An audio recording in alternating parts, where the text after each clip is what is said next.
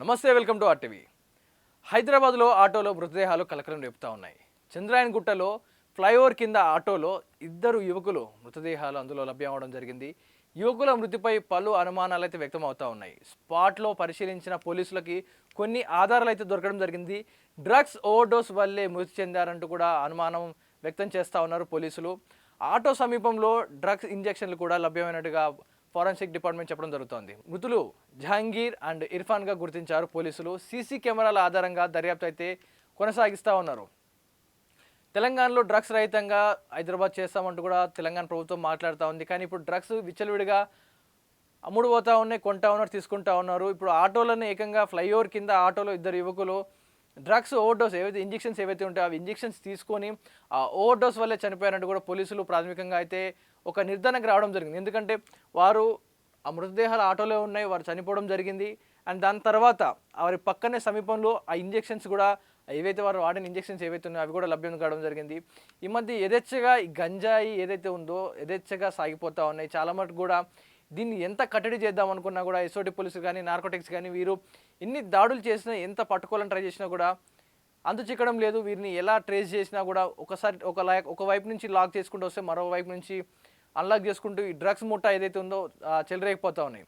ఇప్పుడు వీరు వాడినది కూడా ఎలాంటి డ్రగ్ అయి ఉంటుందనే దానిపై పోలీసులు ఎంక్వైరీ చేస్తూ ఉన్నారు. ఒకవేళ అది మెడికల్గా యూజ్ చేసేది డ్రగ్ ఏదైనా ఉంటుందా, అంటే హాస్పిటల్లో సర్జరీకి వాడే అనటీషియా టైప్ ఏమైనా డ్రగ్ లాంటిదా, లేకపోతే బయట దొరికే డ్రగ్స్ వీళ్ళు ఏమైనా ఓవర్ డోస్ తీసుకున్నారనే దానిపై పోలీసులు విచారణ చేస్తూ ఉన్నారు. ఎందుకంటే హైదరాబాద్ ఆటోలో ఈ రెండు మృతదేహాలు అయితే ప్రస్తుతం కలకలం రేపుతూ ఉన్నాయి. చంద్రాయన్గుట్ట ఫ్లైఓవర్ కింద ఈ ఆటోలో ఇద్దరు డెడ్ బాడీలు, అంటే ఉదయంలో వెళ్ళి చూసిన చాలామంది కూడా పడుకొని ఉంటారు, నైట్ సమయంలో మద్యం మత్తులో పడుకొని ఉంటారులే అనుకుంటూ చాలామంది కూడా వేచి ఉండడం జరిగింది. ఎంతకీ వారు కదలకపోవడంతో స్థానికులుగా వెళ్ళి చూడడంతో వాళ్ళు చలనం లేకపోవడంతో పోలీసులకు సమాచారం ఇవ్వడం జరిగింది. పోలీసులు వచ్చి ఎంక్వైరీ చేసుకోవడం జరిగింది. ఆ మృతదేహాలని పోస్ట్మార్టం నిమిత్తం హాస్పిటల్ తరలించారు. ఆపై దర్యాప్తు చేస్తున్నారు. బ్లడ్ శాంపిల్స్ కానీ ఇవన్నీ చెక్ చేయగా వారి ఒంట్లో డ్రగ్స్ ఉన్నట్టుగా తెలుస్తూ ఉంది.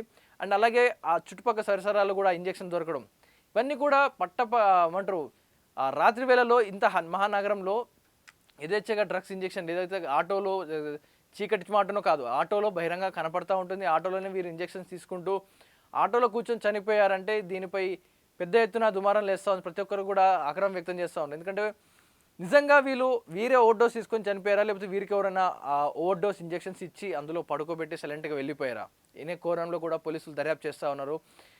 ఎక్కడెక్కడ వెళ్ళారు, ఈ ఆటో ఫస్ట్ ఎక్కడి నుంచి మొదలైంది, ఎక్కడి నుంచి స్టార్ట్ అయింది, ఎక్కడెక్కడితో ఎవరితో మీట్ అయ్యారు, ఇదంతా కూడా పోలీసులు ఒక సీసీ కెమెరా ఆధారంగా దర్యాప్తు చేస్తూ ఉన్నారు.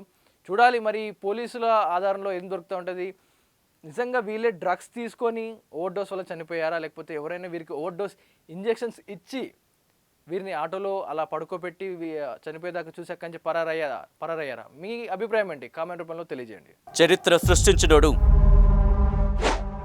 ఇప్పుడు ఆ చరిత్రని తిరగరాయబోతున్నాడు. అబద్ధాల గోడల్ని బద్దలు కొట్టి నిజాలను రాగా మీ ముందుంచబోతున్నాడు. నిజమైన వార్తల కోసం వెంటనే డౌన్లోడ్ చేసుకోండి రా యాప్ని.